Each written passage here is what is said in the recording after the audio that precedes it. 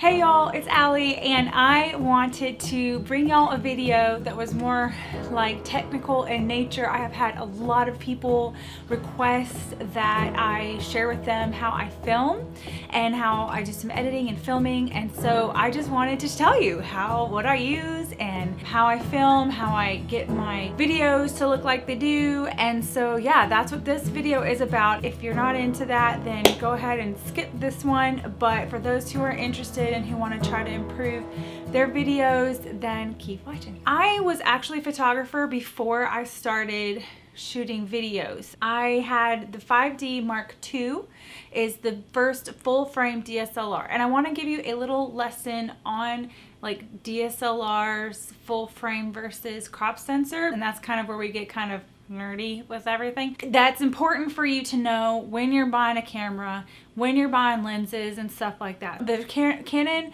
5D Mark II was a full frame camera, but it was a little harder to take any sort of video footage with it. Then I had upgraded to the Canon 5D Mark III, and this is what I was filming my videos with when I first started YouTube. I was using a I was using a full frame camera, and I was using a lens that's a prime lens. Again, because I'm a photographer, or was a photographer, I kind of still am a photographer, but I don't do it as a business anymore. But because I did it as a business, I had invested in some really nice lenses. They're called prime lenses, or you'll hear them as the red ring. It's like the best lenses you can get. They all have like a red ring, and they have a very wide depth of field. When you see a photo that's got like tack sharp focus and just this buttery, like soft goodness all around it, that bokeh is created by the aperture that was set in the camera. So I tend to shoot really wide. The other term that it's used is I have a shallow depth of field, because how do I explain it? So basically, like, you have f-stops, and the lower the number, the wider the lens gets, but the smaller the amount of space and dimension you have to work with for your focus. So if you had an f, like, let's pretend that my eyeball is looking this way, okay? So let's pretend someone's looking this way, okay? And you have an f16, which the camera lens is very small.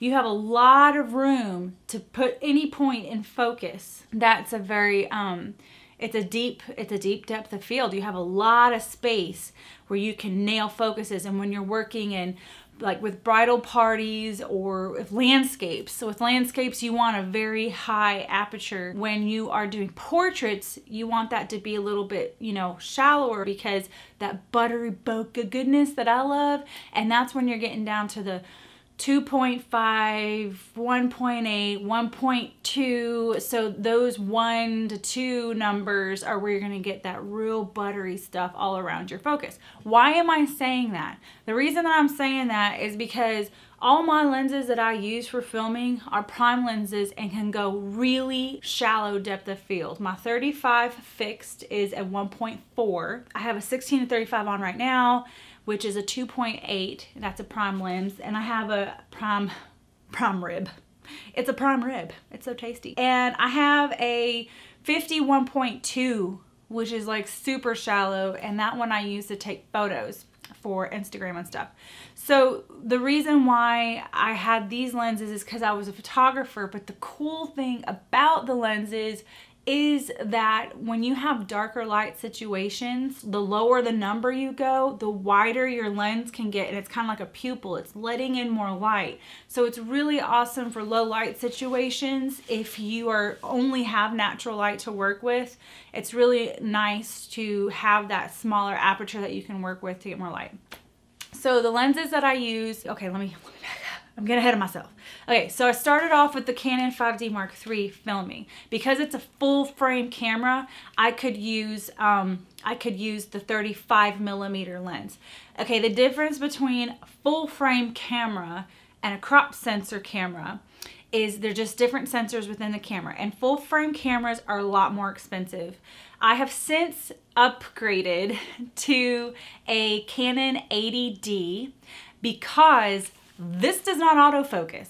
This will not autofocus. I guess there's some sort of like something patch you can upload on this where it kind of can autofocus. I haven't really researched it much, but it doesn't autofocus, and the 80D, the 70D do autofocus, and they have the flip screen. So that, it was super annoying. Like most of my bloopers from when I first started were because I couldn't get the darn focus to work, and I had to go back and forth, or I'd get my kids to focus for me or something. Like I started out just frustrated, and so when I could, after a year, it was, yeah, well after a year, I went to the 80D, which really is a downgrade for portraits and stuff. That's actually not a good, like people were looking at me super weird at the store when I wanted to trade in my Canon 5D Mark II, and they're like, you realize you're downgrading? And I'm like, yes, I know, it's for video. They're like, oh, okay. So I told them I was a YouTuber and all that stuff, and they totally got it. But anyway, I currently shoot with an 80D, Canon 80D.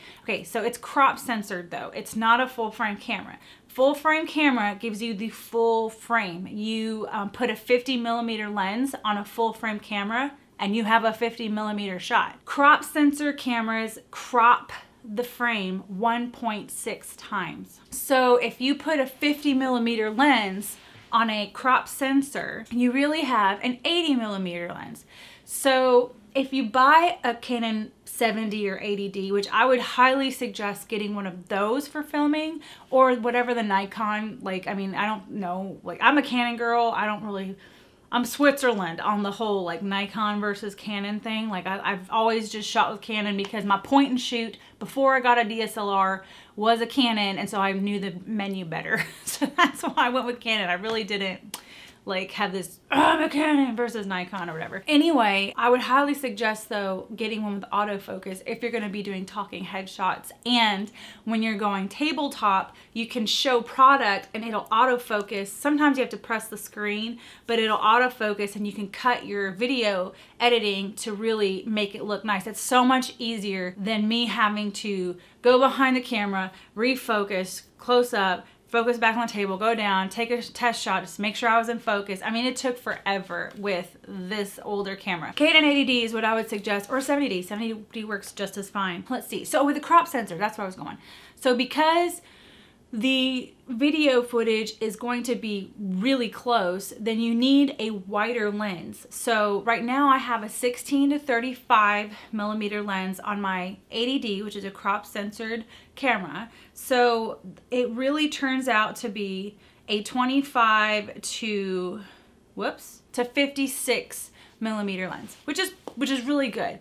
You definitely want something that can not be so close and like in your face when you're filming, you know? I always have the option of putting the 50. The 50 is way too close when I put it on tabletop. It's great for like if I want really, really yummy bokeh and I'm panning a wall or something, or panning product, I can get that really nice sharp tack and all that fuzzy all around. That's really awesome. But I would suggest, what is going on? My recommendation is to get like a Canon 70, 80D, and then a wider lens that can go lower in your aperture, because that's, to me, that's important. So you really only need one lens. The other thing is lighting. When I first started, I used all natural light, and it was really hard because, especially in Texas, like the partly cloudy sucks, because this camera that I had wasn't the best at compensating for when the clouds will come in and out, and I still have problems with it when clouds come in and out.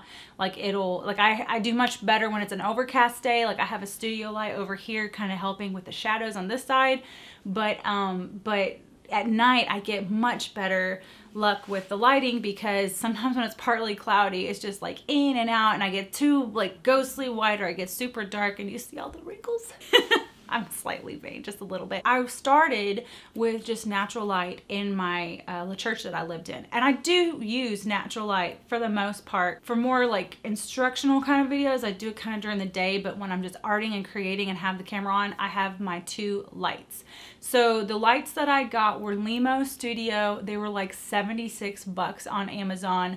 Big old light bulbs, and they are so bright. They are so bright. It's ridiculous how bright they are, but I mean, it's enough light, and it's a cooler light. I'm giving y'all all sorts of like photography info, but there's a scale called the Kelvin scale, and you have, you know, really, really cold light is, well, I guess it'd be more on this side if you're looking at me, but really cold lights, you know, 1,000, 2,000, 3,000, and about 5,000 is about daylight. Like I go from like 5,000, 5,200 about for my scale. And then if you get farther up and up and up, it's like 6,000, 7,000. So if you have like, you know, a tungsten light on in your house, that's a warm light. It's going to be on the 6,000. If you have a daylight, a cloudy day like today, it's going to be a very cold light, very blue looking, blue versus yellow. So these lights, I think they are about, I think they said they were, actually I have the thing right here. These ones, okay, the bulbs they have, the temperature are 6,500. So they say they're on the warmer, but they're not. They're really not. And also what I noticed is when you first turn them on, if you might want to like wait 10 minutes before filming because they'll get brighter and brighter. It's like they have to warm up a little bit. So I actually put them on, set the timer, and then start filming because my light gets kind of wonky after like 10 minutes. But they're cheap and they work. They're huge light bulbs. I was so surprised by how huge the light bulbs were. The stands are honestly kind of flimsy. They're like super flimsy and I'm scared about breaking them, but it's what I have and it works.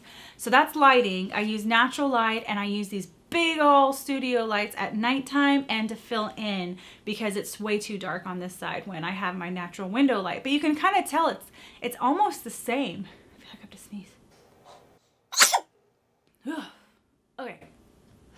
Okay. I think that's good. I think we're good. So that's lighting and oh, we have another one? No. Stare at the light. Do I have to sneeze again? I don't know. Natural light, these two big studio lights. And then as far as sound, I'm a picky person about sound. It took me forever to figure out what I wanted to do for sound. And I will show y'all, I'm gonna actually show you on using my Canon 5D Mark II. Like I'll still be filming with the 80D, but I'll show you kind of how I set up the camera tabletop because it's the sound just, oh my gosh. So because I have an autofocus camera that can autofocus, when you film just with the camera, you can hear the lens motor going.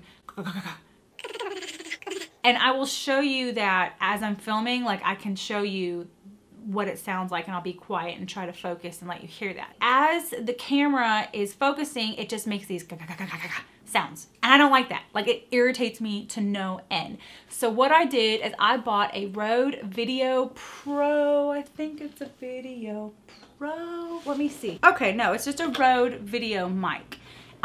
It's the little fuzzy ones you see with like the thing, and you'll see it here in just a second. And I had attached that to the top of my camera, but I noticed that I could still hear the lens motor. And I was like, oh, what am I gonna do? And so what I did and what I found was an arm that attaches to the top of the camera and extends out away from the lens so that you don't hear it. I have it up kind of angled right now where it's kind of like this far away from the lens. And because I'm not autofocusing a lot, you can't hear anything at all when the camera's focusing. When I go tabletop, that mic comes way down far away from that lens because I do a lot of stuff and it's constantly focusing on different things. So that's how I go about making my sound be a nice quality sound but not hearing that lens motor. And it is a nice quality microphone. I use this microphone, a lot of times people use this microphone for like podcasts and stuff. It's a really nice mic and I use it for voiceovers, like when I need to record a voiceover for like a Jane Davenport project or something on YouTube, then I use that mic and I hook it up to my computer. So I think that covers everything. I think I covered the camera that I use is an 80D. The lens that I primarily use is a 16-35 prime 2.8. I use a Rode Video mic for my sound with an extended arm, and I had to also buy an extension for the plug, and I'll show you that. And then I use studio lights when I need to. Editing. I should tell you about editing. And I have another thing too I want to tell you about too. I edit on iMovie. I don't have any fancy editing stuff. I just seriously edit on iMovie. I think that the quality of my lens and just having the nice DSLR camera really helps a lot with the quality of the footage that I give. But I edit on iMovie and I export my movies. There are 720.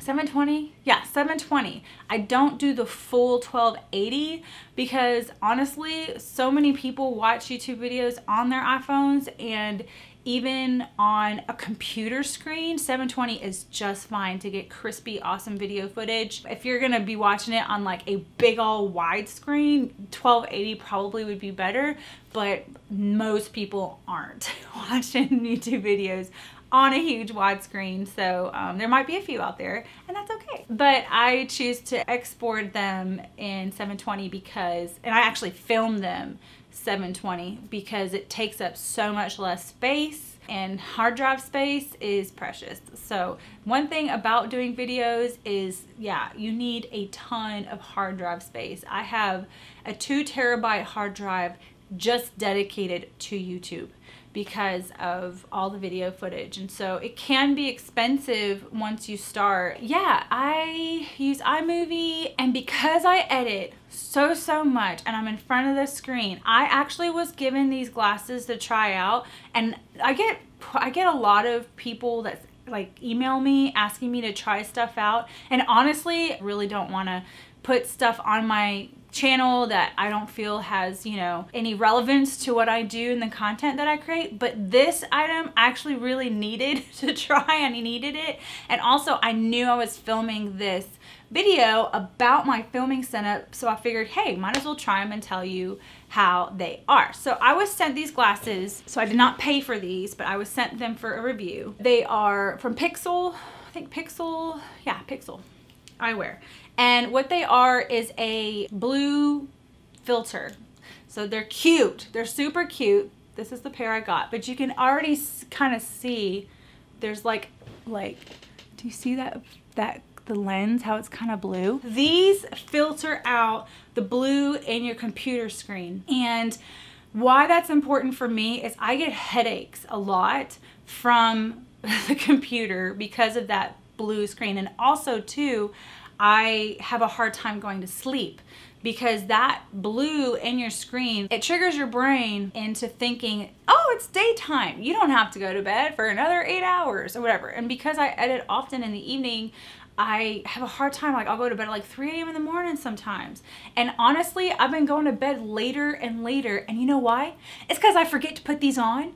Because I was really good about putting these on in the evening before I left Florida. And when I came back from Florida, I just, for some reason, just forgot putting them on in the evening, and I've been bad about my sleep again. This is my honest review. They work. When I forget to put them on, I have headaches and I can't go to bed, and when I put them on, the headaches are a lot less. I wouldn't say completely gone because that's not true. When I'm doing some color editing stuff for pictures and stuff, I take them off because I want the color to be true, and then I'll stick them back on when I need to edit. So these glasses have really helped me a lot, honestly, and I would not tell you if they did it. I would tell you the truth. Now, they are kind of a little bit like, I feel like I have to be a little careful with them. Like the actual frames feel like they could be broken pretty easily. But as far as the lenses and the cuteness factor, because oh my gosh, they're super cute. They're so cute. I feel like they're cute. I think I look cute. I've always wanted to wear glasses. I don't know, I've always been that way, and I don't need them at all, but this kind of helps with that screen. And I know there's things you can put on your computer to help the filtering and all that stuff. I think it'd be easier to take off glasses to help my color editing than to turn off a program to do the color editing, put the program back on. You know what I'm saying? The glasses are just so much easier. Cute glasses works for me. So I use those for when I'm editing, and I need to be better about wearing them. Oh, and also to tell you too, if you want to try those out, I have my own coupon code. This is my first coupon code. It's going to be down there, and I think it's like Allie Sleeps or something like that. It'll be in the description box, but you can try them out. They're super cute. I just want to now show y'all how I set up my camera on the tabletop so you can see how that works. Okay, here we go. So right now I have, let me turn this light on real quick because it'll be better. Right now I'm shooting with my 80D and I have the 5D just there just to kind of give you an idea of how it is set up because I prefer shooting with this camera. But also I just wanted to show you real quick to listen to the sound difference. Right now I do not have the Rode mic on my camera, but listen.